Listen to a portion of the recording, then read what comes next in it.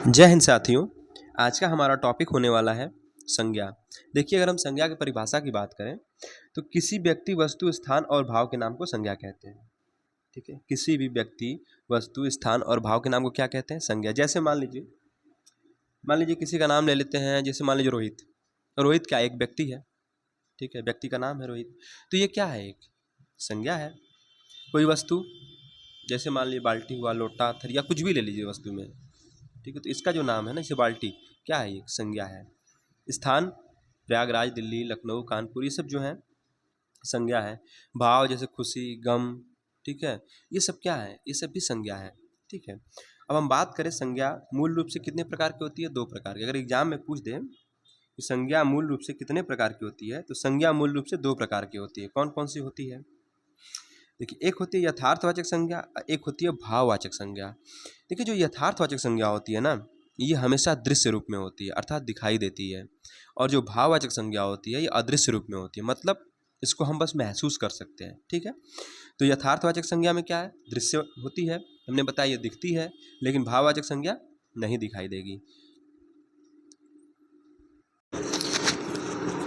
तो साथियों, अगर हम बात करें यथार्थवाचक संज्ञा की, तो देखिए इसके अंतर्गत व्यक्तिवाचक संज्ञा आएगी, जातिवाचक संज्ञा, पदार्थवाचक संज्ञा जिसको हम द्रव्यवाचक भी कहते हैं, और समूहवाचक जिसको समुदायवाचक संज्ञा कहते हैं। ये जो चारों संज्ञा है ना, ये यथार्थवाचक संज्ञा के अंतर्गत आती हैं। क्यों? क्योंकि ये दृश्य रूप में होती हैं। ठीक है, अब बात करते हैं भाववाचक संज्ञा की। तो हमने बताया ना कि अदृश्य रूप में होती है। ठीक, तो संज्ञा मूल रूप से कितने प्रकार की? दो प्रकार की, यथार्थवाचक संज्ञा और भाववाचक संज्ञा। यथार्थवाचक संज्ञा जो दृश्य होती है, ठीक है, अर्थात जो दिखती है हमें, जैसे व्यक्तिवाचक संज्ञा हुई, जातिवाचक, पदार्थ या द्रव्यवाचक, और समुदाय या समूहवाचक। तो ये जो संज्ञाएं होती हैं ये हमको दिखती हैं, और ये इन्हें हम यथार्थवाचक संज्ञा कहते हैं। भाववाचक क्या होती है? जो अदृश्य रूप में होती है। ठीक है, देखिए, अगर हम बात करें प्राचीन हिंदी के अनुसार, तो प्राचीन हिंदी के अनुसार संज्ञा के 5 भेद थे। प्राचीन मतलब पुराना। जो पुरानी हिंदी के अनुसार पूछे तो संज्ञा के 5 भेद हैं। कौन कौन से? व्यक्तिवाचक संज्ञा, जातिवाचक संज्ञा, भाववाचक संज्ञा, पदार्थ या द्रव्यवाचक संज्ञा, और समूहवाचक संज्ञा। ठीक है, तो प्राचीन हिंदी के अनुसार संज्ञा के 5 भेद: व्यक्तिवाचक संज्ञा, जातिवाचक संज्ञा, भाववाचक संज्ञा, पदार्थवाचक संज्ञा जिसको हम द्रव्यवाचक संज्ञा कहते हैं, और समूहवाचक अर्थात जिसको हम समुदायवाचक संज्ञा भी कहते हैं। अच्छा, पूछे आधुनिक हिंदी के अनुसार, जो हमारी मॉडर्न हिंदी, इसके अनुसार संज्ञा के 3 भेद होते हैं। कौन कौन से होते हैं? व्यक्तिवाचक, जातिवाचक और भाववाचक। ठीक है, कौन कौन सी? व्यक्तिवाचक संज्ञा, जातिवाचक संज्ञा और भाववाचक संज्ञा। अच्छा, जो हमारी पदार्थवाचक संज्ञा और समूहवाचक संज्ञा थी ना, ये दोनों जातिवाचक संज्ञा के अंतर्गत होती हैं। ठीक है, तो पदार्थवाचक संज्ञा और समूहवाचक संज्ञा जातिवाचक संज्ञा के अंतर्गत आती हैं। राइट, एक एक करके हम सबको देखते हैं। देखिए, पहली हमारी क्या है? व्यक्तिवाचक संज्ञा। देखिए, जो व्यक्तिवाचक संज्ञा होती है ना, ये दृश्य होती है, अर्थात इसको हम देख सकते हैं। ठीक है, अच्छा, ये हमेशा एक वचन में होगी। जो व्यक्तिवाचक संज्ञा होगी ये सदैव एक वचन में होगी, और दुनिया में विशेष और अकेली होगी, अर्थात इसके जैसा और कोई नहीं होगा। जैसे प्रयागराज, तो प्रयागराज क्या है? एक वचन है। हमने बोला ना कि व्यक्तिवाचक संज्ञा सदैव एक वचन होती है। ठीक है, और दुनिया में विशेष और अकेली होती है। प्रयागराज अकेला है दुनिया में।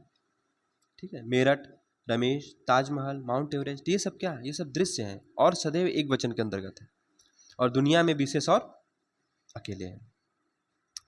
दूसरी जातिवाचक संज्ञा, देखिए ये भी दृश्य होती है। ठीक है, इनका क्या होता है? जातिवाचक संज्ञा का सबसे बड़ा की पॉइंट ये है कि इसका जातिवाचक संज्ञा का बहुवचन बन सकता है। और सबसे बड़ी बात ये करें कि जातिवाचक संज्ञा के अंतर्गत है कि जिसके जैसे और हो। तो जातिवाचक संज्ञा में क्या है? जिसके जैसे और हो।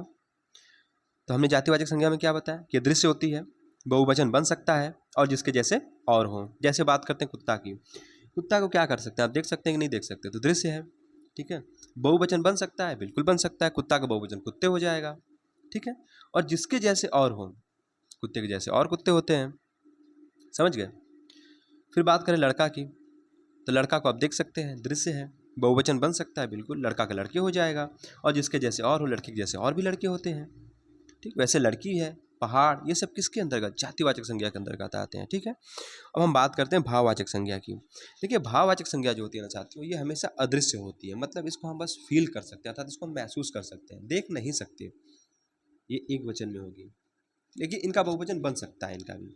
और जैसे ही बनेगा बहुवचन तो ये भाववाचक संज्ञा नहीं रहेगी, ठीक है। फिर अभी ये जातिवाचक संज्ञा हो जाएगा, ठीक है।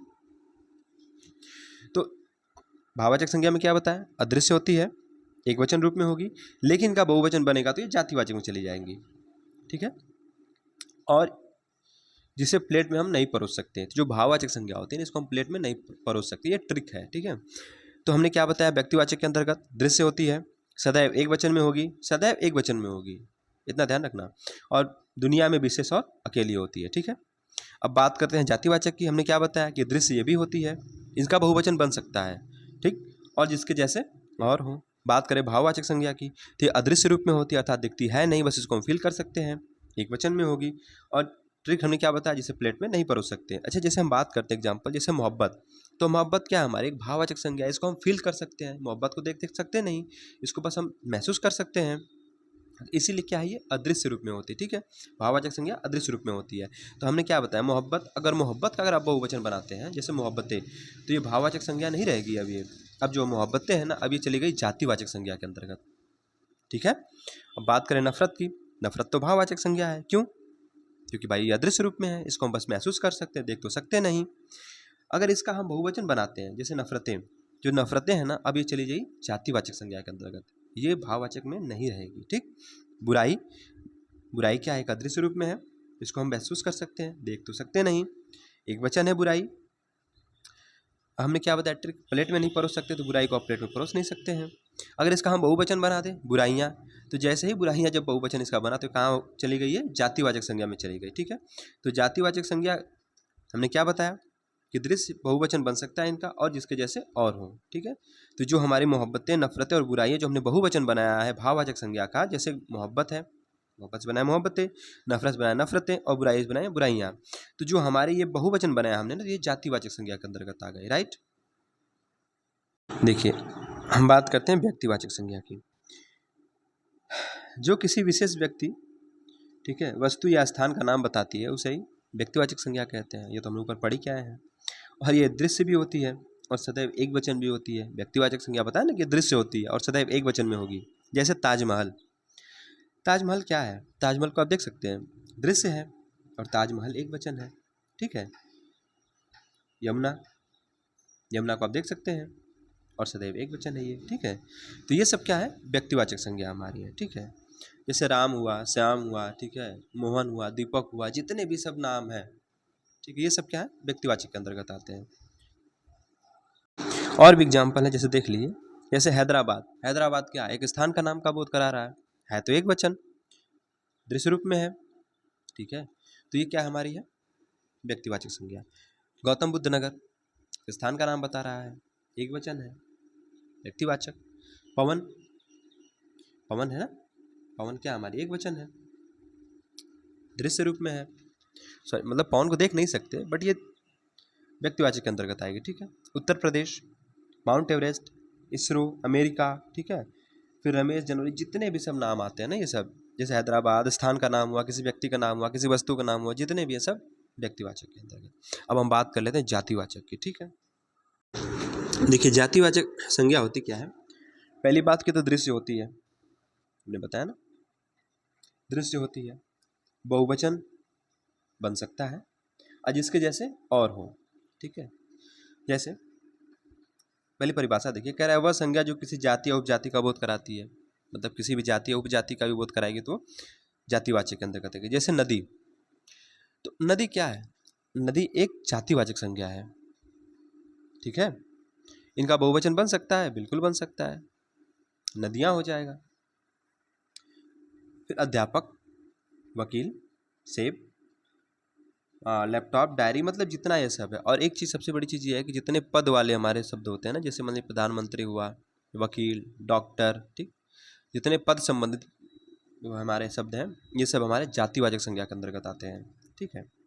और जो प्राकृतिक आपदा है, ये भी जातिवाचक के अंतर्गत आएगी। जैसे भूकंप हुआ, ज्वालामुखी हुआ, ठीक है, सुनामी हुआ, ये सब क्या है, जातिवाचक संज्ञा के अंतर्गत आएंगी। तो जातिवाचक संज्ञा में हमने क्या बताया आपको, ये दृश्य होगी, बहुवचन बन सकता है, और जिसके जैसे और हो, ठीक। परिभाषा, वह संज्ञा जो किसी जाति या उपजाति का बोध कराती है, जातिवाचक संज्ञा कहलाती है।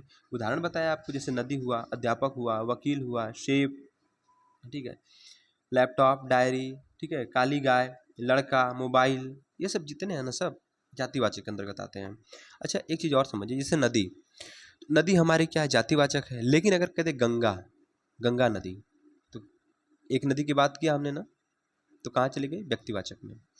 जैसे कहते पंखा, तो पंखा हमारा क्या है, पंखा जातिवाचक है, क्योंकि एक जाति का बोध करा रहा है। पंखा तो कई तरह के होते हैं, कोई टेबल फैन होता है, कोई सीलिंग फैन होता है, ठीक है, या तो ये कहते उषा का पंखा, जब नाम पर्टिकुलर नाम से कहते जैसे उषा का पंखा, तो हमारी व्यक्तिवाचक में चली जाएगी, ठीक है।